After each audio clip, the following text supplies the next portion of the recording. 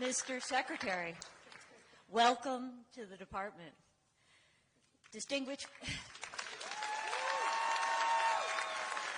Mr. Rubio. Yes. Yeah.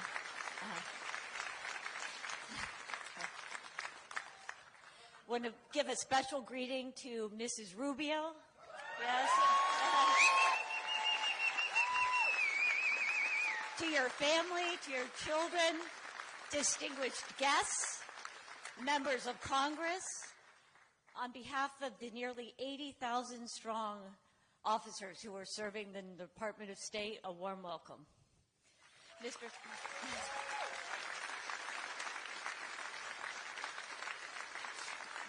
Mr. Secretary, your career exemplifies a life of public service, advocating for core American interests all over the globe. In these challenging times, we need principled, strong leadership. And that is why we are so happy to have you, with your experience, your dedication, and your energy to lead us. Thank you.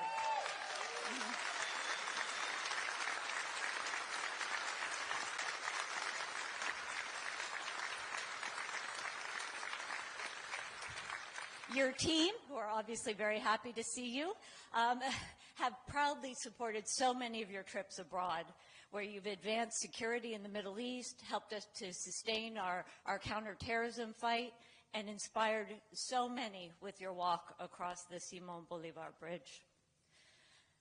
Mr. Secretary, the men and women of this department are ready to get to work, advancing the agenda of President Trump and of yourself. And with that, I will welcome you to the Department of State. Colleagues, the 72nd Secretary of State, Marco Rubio. Thank you. Thank you.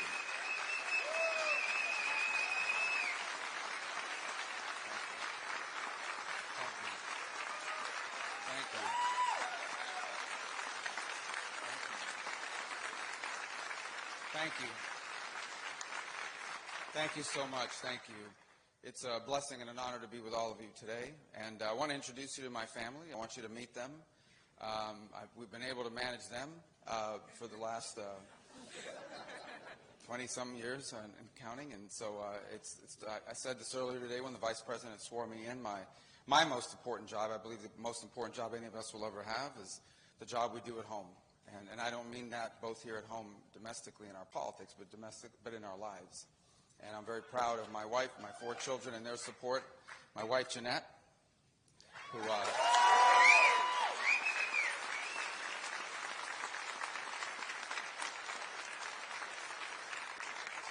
her parents immigrated here from Colombia. Anybody here from Colombia? Anybody cover Colombia? Right. And then my oldest daughter, Amanda. Say hello, Amanda. And then came Daniela.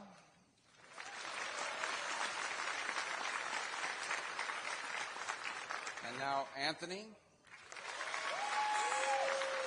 And our youngest, Dominic. So these three are in school, meaning, college and even jobs. We're still working. He's doing good. He's a junior in high school, and obviously my family beyond that is here, who made this possible. Jeanette's mom, Maria, is here, and my sisters, Barbara and Veronica, are here, and a lot of friends that came from Miami who joined us here today, and I'm grateful. And thank you. I also want to recognize my former colleagues from the congressional branch, who also happen to be appropriators and authorizers, and so I thought it was important. 3 people I've known for a long time, and by coincidence, Florida is very well represented in the authorization and appropriations in the House. Mario Diaz-Balart, who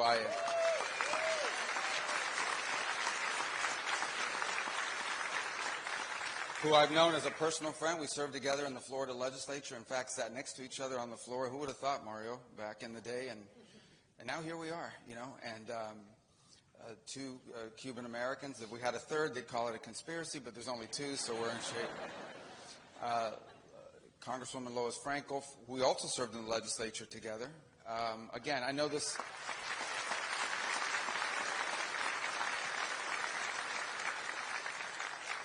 I know it looks suspicious. She just happens to be from Florida as well, and she happened to be on that committee. And then, of course, my colleague, Brian Mast, to thank you for being here as well.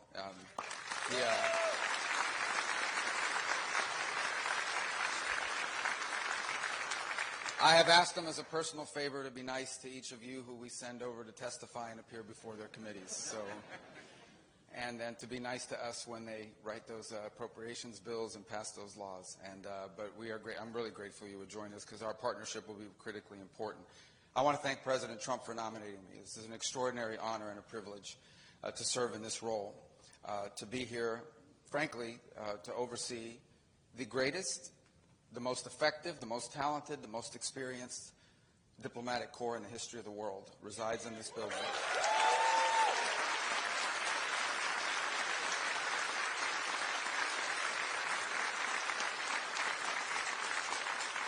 And it's important to remember that obviously they serve our national interest and our foreign policy. They also serve Americans. And as a member of the Senate, we often would get calls for a brief period of time, panicked calls about passports.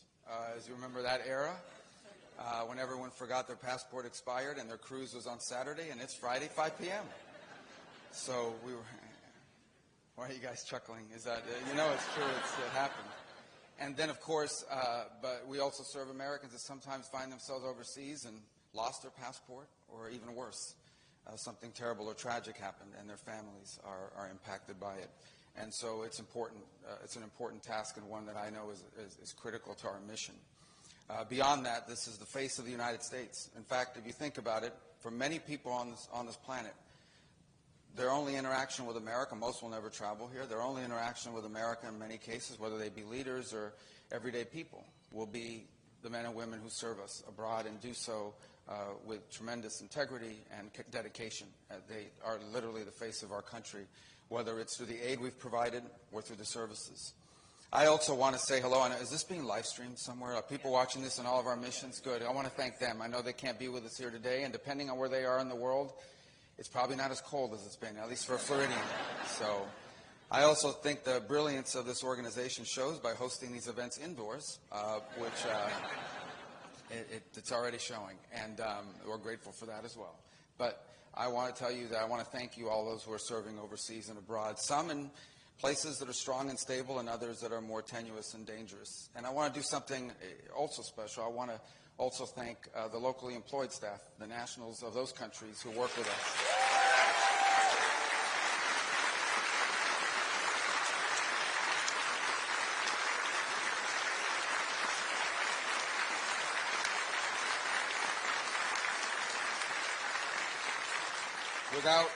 Without their help, without their support, it would be impossible for us to conduct our mission. And in many ways, years later, I've literally run into people in the United States that are either conducting business or visiting as tourists or what have you, and they will tell me they were locally employed they were local employees of our missions abroad, and as a result, their love for our country is never ending.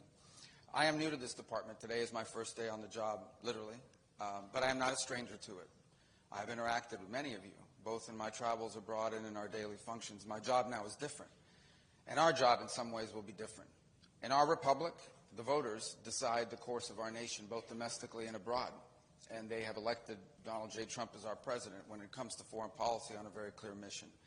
And that mission is to ensure that our foreign policy is centered on one thing, and that is the advancement of our national interest, which they have clearly defined through his campaign as anything that makes us stronger or safer or more prosperous. And that will be our mission. That will be our job across the world, is to ensure that we have a foreign policy that advances the national interest of the United States. I expect every nation on earth to advance their national interests. And in those instances, and I hope there will be many, in which our national interest and theirs align, we look forward to working with them. This is in many ways, and again it was referenced by President Trump yesterday in his speech, that he designs, that his overriding goal for global policy is the promotion of peace, the avoidance of conflict. And no agency will be more critical in that regard than this one. In fact, it's its founding principle and purpose. And that's what we endeavor to do, to promote peace around the world because that's in our national interest. Without peace, it is hard to be a strong nation, a prosperous nation, and one that is better off. But there will also be challenges. We recognize that there will be those times, unfortunately, as humans interact with one another because of our nature. But there will be conflict. We will seek to prevent them and avoid them, but never at the expense of our national security, never at the expense of our national interest, and never at the expense of our core values as a nation and as a people. We are, at the end of the day, a nation founded on a powerful principle. And that powerful principle is that all men are created equal, because our rights come from God, our Creator, not from our laws, not from our governments. And we hope the entire world can one day live under that, and we will always, always be strong defenders of that principle. Never at the expense of our national interest, never at the expense of pragmatic foreign policy, never at the expense of the reality that oftentimes in foreign policy, our choices are not between a bad option and a good option. Sometimes in foreign relations, our options are two bad ones, and we're just trying to figure out which one of them is least bad. And that's unfortunate, but it is true. And that's a tough job. It's our job, and we'll seek to do it right and well. That is the core mission of this agency, and it will be the core mission while Donald Trump is president, and we will be effective on his behalf. I also want this agency to be, and I don't mean, not that it's irrelevant now, but I want it to be where it belongs. I want the Department of State to be at the center of how America engages the world. Not just how we execute on it, but on how we formulate it. Some of the brightest minds in foreign policy reside within this building and within this government. And we need to ensure that we have an environment here that's conducive to creativity, to boldness, to new ideas, to recognizing the dynamic world in which we live, one that is changing faster than it has ever changed before. And we need to be ahead of it. When the time comes for the principals to gather, or even deputies, I want the Department of State to have the best ideas and the best options available for the president. And then I want us to be able to execute them better than any agency in our government. That will also be a task of mine. I have watched from the congressional side from time to time administrations in both parties, in which sometimes the Department of State has been sort of relegated to a secondary role because some other agency can move faster or seems to be bolder or more creative. It's not your fault, but we're going to change that. We want to be at the centerpiece. We want to be at the core of how we formulate foreign policy, because we're going to have the best ideas of any agency, and because we're going to execute it better and faster and more effectively than any other agency in our government. And I know we have the right team to do it. There's no other agency in the world, there's no other agency in our government that I'd rather lead, because of the talent that's collected here in this room and those watching around the world. That will be our mission, and I hope we'll be able to do it together. There will be changes, but the changes are not meant to be destructive. They're not meant to be punitive. They're not out of the changes will be because we need to be a 21st century agency that can move, by a cliche that's used by many, at the speed of relevance. But we need to move faster than we ever have, because the world is changing faster than we ever have. And we have to have a view that some say it's called look around the corner, but we really need to be thinking about where are we going to be in 5, 7, 10, or 15 years. Some of the issues that confront humanity today have no precedent. They have no historic precedent. Some of the challenges we face have no historic precedent. We can compare it to another era, to another time, but they're not the same. Things are moving faster than ever. Think about how much the world has changed in the last 5 years. Imagine how much it will change over the next 25 years. And my sincerest hope and my prayer is that we will, as a nation, be able to leave the future generations with a country and a planet safer and better than the one that was left for us. And you will be a big part of achieving that goal. It is an honor to be able to lead this agency. I hope to do it with distinction and with integrity, working harder than anyone ever has at this role. And that will not be easy because some pretty hardworking people have come before me. But I know that we are up to the task. And I'm glad that I'm in the job, on day one. I was sworn in at about 9:15. I didn't mess up the oath.